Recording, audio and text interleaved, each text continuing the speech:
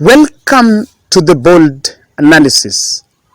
I want us to look at some development politics here. Very interesting political developments in the country. I know we have spoken enough, I think, for the last 2 weeks about the mass action and the politics of election reforms. But let me tell you, just as people were in the streets, there are a lot of things that were happening.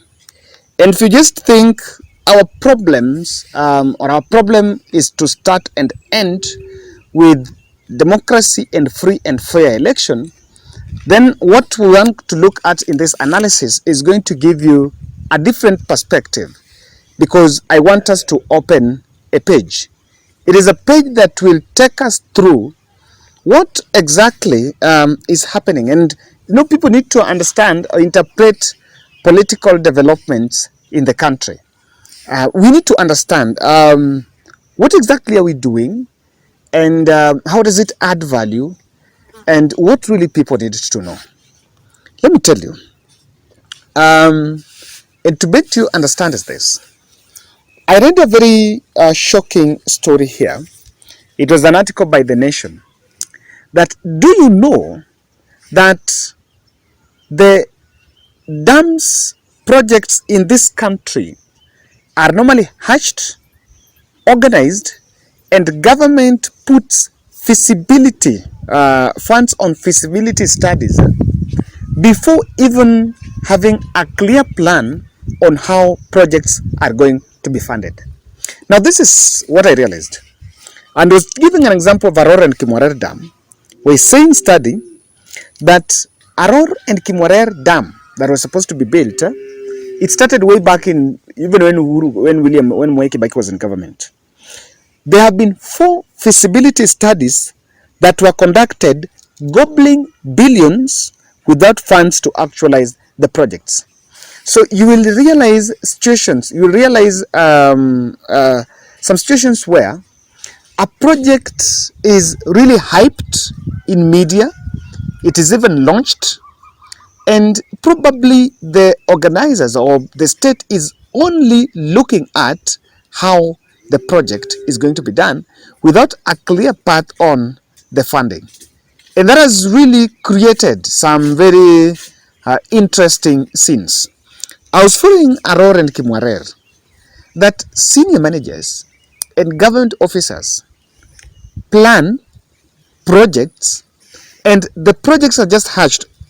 Clearly, someone even knows that in this government, they're not going to do it. And remember, I picked this story because the Ministry of Water, led by Alice Wahome, is saying they want to build, I think, 100 dams in the next 30 years. In the next 5 years. It's just a poetic talk. And they've said they want to do irrigation farming to, is it 1 million acres of land by the 2030. Of course, trying to speak in the context of them getting the election. But then I just realized that we publicly criticize that is not going to happen, and truly it's not going to happen. The intention of some projects is not for them to be actualized, but people they don't even have an idea how we are going to fund these projects. They don't even have money to do it. But it is being hatched and just put in paper to be a cash cow so that people can make money. Now, Makiu, this is what is happening. Money is going to be spent on feasibility studies, and the government will play its part. The ministry, they will do allocation and set up a budget for what they can do without a clear plan on how it was going to be funded. So this is what it is. Let me take you back to 2003. When Mwai Kibaki took over government after Uhuru, after Moi, he revived projects, and there was pressure for him to revive projects that had died under Moi. And these projects were later turned to be cash cows. In fact, to him, the Nairobi, the Thika Road is not a project that was hatched by him. The Thika Road project started way back during Moi's era, but it had not been actualized. But Mwai Kibaki realized that around 2005, most of his projects were not coming to fruition. At 2005 is the moment then there was that political mobilization, because there was a breakaway, there was a referendum, and the Raila Odinga breaking away from the government, and the ODM is formed, and then it seems the opposition is taking is taking a lot of frail on the president, and he realized that all these things I'm reviving are not into it. Now let me bring it back to now William Ruto. Can you just make a list of projects that President Ruto has said he's going to revive? Can I tell you one? Galana Kulalo. Galana Kulalo collapsed when William Ruto was the deputy president in the country and was a man that was calling the shots in different sectors, even those in different ministers. Galana Kulalo collapsed. And even despite of knowing that these things could be done, how these things could be done, he did not show any intent. Number two, look at Aror and Kimorer Dam. There are plans for it to be revived.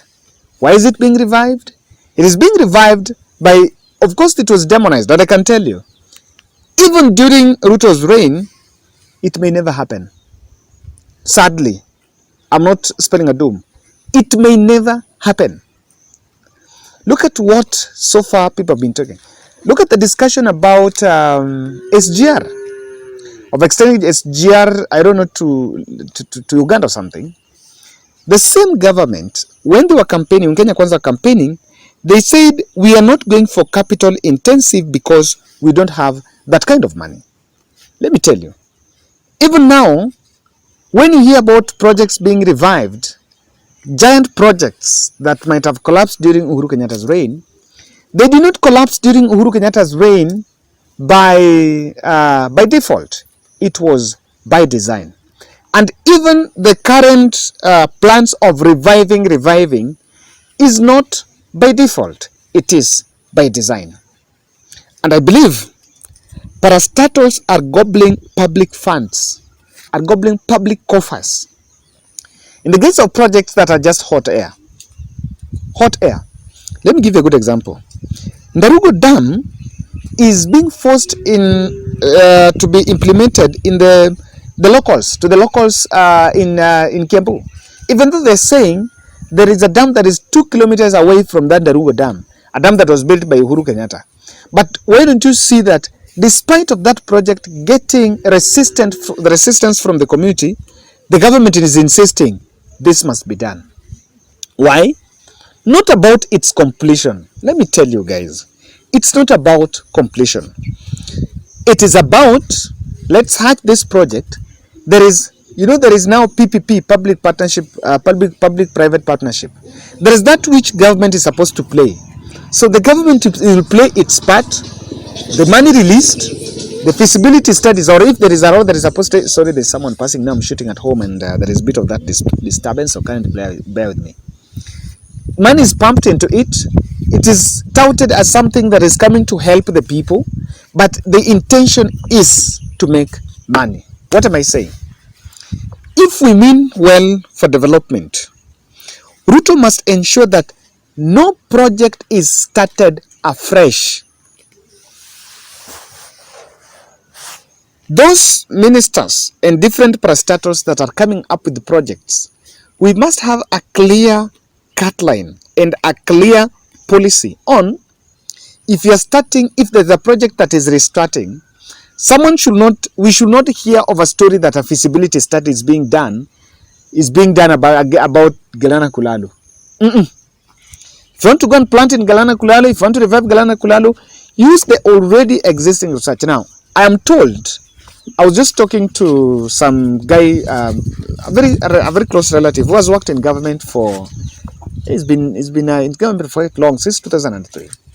And he was telling me that, Kevin, and I discussed this topic with him, and he was telling me it doesn't only apply to the giant projects. It even applies to other projects even in the health sector. When you realize a research was done, recommendations came out, even a task force was done or was created, but we will still hear of a task force being created. A good one is Presidential Working Party on Education Reforms. What the hell are they doing? Honestly, what the hell are they doing? Look at it. What are they doing?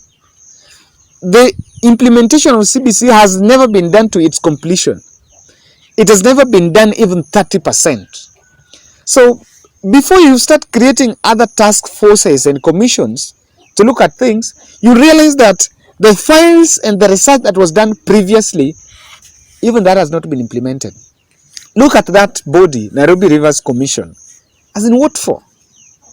What for? Initially, where was Nairobi Rivers Commission under? It was under some sort of a ministry. Are there rough research and that are done and recommendations on how to preserve the rivers, strategic rivers in the country? It's there. But we will still spiral around problems by creating spaces for people. It is bad, and I'm talking about this in terms of development politics. We must make sure that we seal loopholes. We must have the good intentions. I normally have a problem with the leaders because when leaders get to power, it's no longer about that manifesto. Manifesto is trashed, and people ask themselves, what is in it for me? What is in it for me? So this is the dangerous turn that Ruto must avoid.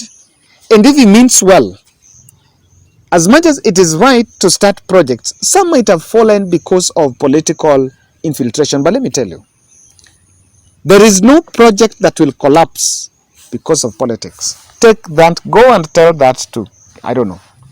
Go and tell that to some madmen. Don't tell that to people. If money is there for a project, whether there is political instability or not, that thing will happen. Someone should never say that there's a project on, I don't know, Galana Kulalo that started, but it collapsed because of politics.